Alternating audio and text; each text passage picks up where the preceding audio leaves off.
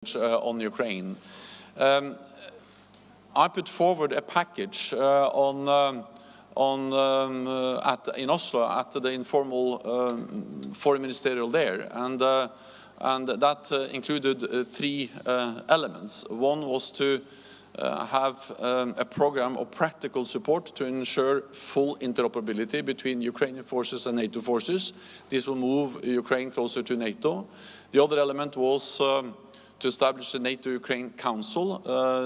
This will be a platform to consult and also to make decisions together.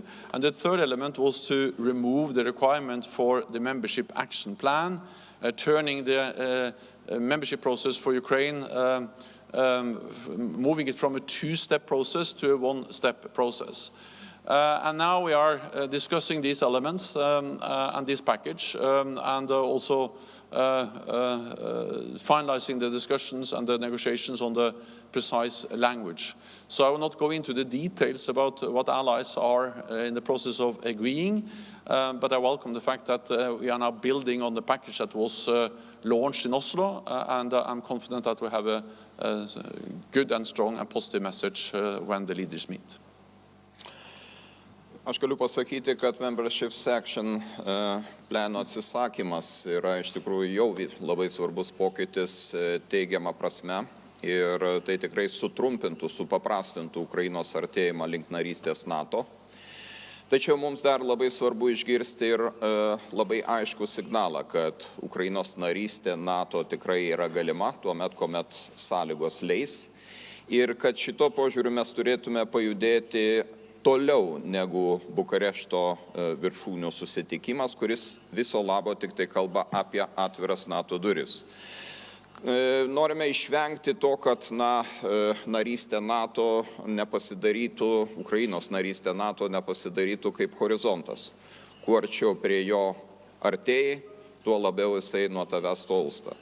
Todėl Ukraina šiandien labai stokoja konkrečių signalų dėl to, kad sąlygoms susiklošius, ji tikrai, ne popierėje, o tikrai taps NATO nare. Šiandien turbūt niekas iš mūsų nebejojame, kad Ukrainos kariuomenė yra viena iš labiausiai patyrusių profesionalių kariuomenių visame pasaulyje, kadangi jie įgijo kovos krikštą realiomis sąlygomis, o nemokosi kaip kovoti iš vadovėlių. Tai yra tikrai tauta, kariuomenė, kuri daro viską, ką gali, kad apgintų savo šalies suverenumą, nepriklausomybę, ir mes turėtume ne tik žavėtis jų kova, ne tik tai juos remti, bet ir pakelti jų kovos dvasią atitinkamais politiniais sprendimais. Vienas. General, what is specifically preventing NATO from committing to accept Kyiv into the bloc after the war? Ir prezidentė, jums klausimas, kiek Lietuva yra pasiryžusi spausti sąjungininkės, jog atlieptų Ukrainos interesus dėl narystės NATO? Ačiū. To accept what? Sorry. Accept Ukraine into the NATO. Well, all allies agree that Ukraine will become a member of the alliance, and I'm confident that the summit will make decisions which will be strong and positive on Ukraine, and we are now discussing this package that was launched in Oslo of practical support to enable full interoperability between Ukrainian forces and NATO forces, stronger political ties with the NATO-Ukraine Council, and then the removal of the membership action plan. And of course, this is about moving Ukraine closer to membership. But again, the final decisions will be taken when every ally, when we all agree and the leaders meet tomorrow. So it's too early to announce exactly the specific decisions and the specific language. I think also it is important to communicate that all allies agree that Ukraine will become a member of the alliance, but we also agree that NATO's door remains open, and we have demonstrated that by inviting Finland and Sweden to become members, and and Finland is already a full member. And we have also reiterated again and again that, of course, it is for the allies and Ukraine to decide when the time is right to invite Ukraine to be a full member. The most urgent task now is to ensure that Ukraine prevails as a sovereign and independent nation in Europe, because unless Ukraine prevails, then there is no membership issue to be discussed at all. So I think it's extremely important that we continue to ensure that allies are providing weapons, ammunition, training, spare parts to Ukraine, so they are able to liberate more land, but also to deter Russia from further aggression. Kaip ir minėjau, jau kai kurie dalykai, kurie yra šiuo metu projekte džiuginamus, tai yra pirmiausia ne tik tai įsipareigojimas Ukrainą remti karinėmis priemonėmis, bet taip pat ir atsisakyti narystės plano ir taip pat sukurti Ukrainos NATO tarybą. Tačiau man taip pat labai svarbu, kad vis dėlto Ukraina turėtų realų algoritmą, kaip ji artės link narystės NATO. Ir šia prasme reformų įvertinimas, nuolatinis reguliarus pažangos šitame kelyje įvertinimas bylotų, kad mes tikrai rimtai žiūrime į Ukrainos narystės procesą ir manome, kad šitas procesas turi būti ribotas laike. Tai šitoje vietoje, jeigu toks algoritmas ir tokia labai aiški narystės perspektyva atsirastų, tai būtų galimybė ir pretekstas pritarti tokiam susitarimui. Bet jūs turite suprasti labai gerai ir tai, kad NATO yra konsensuso organizacija. Ir mes, tikiuosi, visi gebėsime surasti kompromisą šituo klausimu. Kas be ko, pats sprendimas viršūnių susitikime irgi dar nereiškia, kad narystė tampa realybė. Dar laukia labai ilgas ratifikavimo procesas sostinės ir mes matome iš Švedijos pavyzdžio, kad tas ratifikavimo procesas dėl vienokių ir kitokių priežasčių taip pat gali išsitęsti. Bet man svarbiausia šiandien, kad rytoj, poryt Vilniuje būtų priimti sprendimai, kurie padarytų Ukrainos narystę NATO ne teorinę, o praktiškai pasiekiamą galimybę. TV2 Denmark, front row here.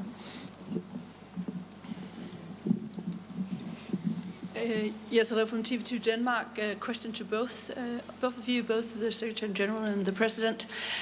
We hear now a report from Turkey that Erdogan is actually connecting a future EU membership for Turkey with Sweden's accession to NATO. What do you think about that? And if Sweden doesn't get a yes from Erdogan at this summit, do you then fear that this can drag on for a very long time?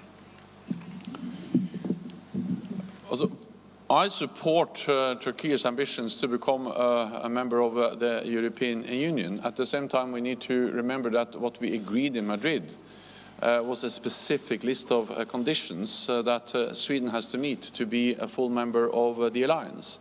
And Sweden has met these conditions, and that's about removing restrictions on arms exports. That has happened. Then it's about strengthening the cooperation between Turkey and Sweden on fighting terrorism. That's taking place. And Sweden has also amended its constitution and strengthened the counter-terrorism laws, and Sweden is following up to address legitimate security concerns by Turkey. It is important that we stand together in the fight against terrorism, but at the same time it's also important that we address the legitimate security concerns of all allies that want to see Sweden as a member of the alliance as soon as possible, because this will strengthen NATO, and it will strengthen our ability to defend and protect, not least, the Baltic region. If you just look at the map, to have Sweden as a full member, in addition to Finland, really changes the geography, the NATO presence in this region. So we are working hard to get Sweden as a member as soon as possible. I met with the President Erdogan a few weeks ago. We had constructive and good talks. We agreed at that meeting to convene the permanent mechanism, the mechanism that was established by Sweden, Finland, NATO, and Turkey. They met a few days ago in Brussels. Also there we were able to make some progress. And then I'm looking forward to meeting President Erdogan and Prime Minister Kristersson later on today. And it's still possible to have a positive decision on Swedish membership here in Vilnius. We don't have any certainty, we don't have any guarantees, but of course now we have the momentum of the summit with the leaders here, and we will use that momentum to ensure as much progress as possible. Pirmiausia, aš noriu pasidžiaugti tuo puikiu darbu, kurį generalinis sekretorius Jensas Stoltenbergas daro šitoje srityje. Ir tikrai iki šiol man atrodo, kad dėrybos tarp Turkijos ir Švedijos vyko labai konstruktyviai. Turkijos pusė kėlė tam tikrus reikalavimus, kuriuos Švedija stengiasi įgyvendinti. Tik tai svarbu, kad šis reikalavimų sąrašas būtų baigtinis ir kad visus tuos sąrašus įgyvendinus, tuos reikalavimus įgyvendinus, nesirastų vis nauji ir nauji, kuomet atsiranda ir tam tikrų abejonių, ar apskritai įmanoma to tikslo pasiekti. Tai aš labai tikiuosi ir labai daug vilčių dedu į šiandien įvykstantį trišalį susitikimą, kuriame galbūt ir paaiškės tam tikri aspektai, kurie leis mums turėti daugiau optimizmo dėl Švedijos narystės, o strateginė Švedijos reikšmė yra, kaip teisingai generalinis sekretorius minėjo, labai svarbi visam Baltijos regionui, įskaitant ir be jokios abejonės Lietuvą, nes tai padaro Baltijos jūrą vidinę NATO jūrą ir gerokai palengvina mūsų bendrų operacijų planavimą ir įgyvendinimą. LRT. The question for Secretary General and President about brigades in the NATO eastern flank. Germany promised brigade in Lithuania, Canada promised in Latvia. Do you see the need of more formal agreements or declarations for establishment these plans in a NATO format? So NATO has already increased its presence in the Baltic region. We established some years ago the four battle groups.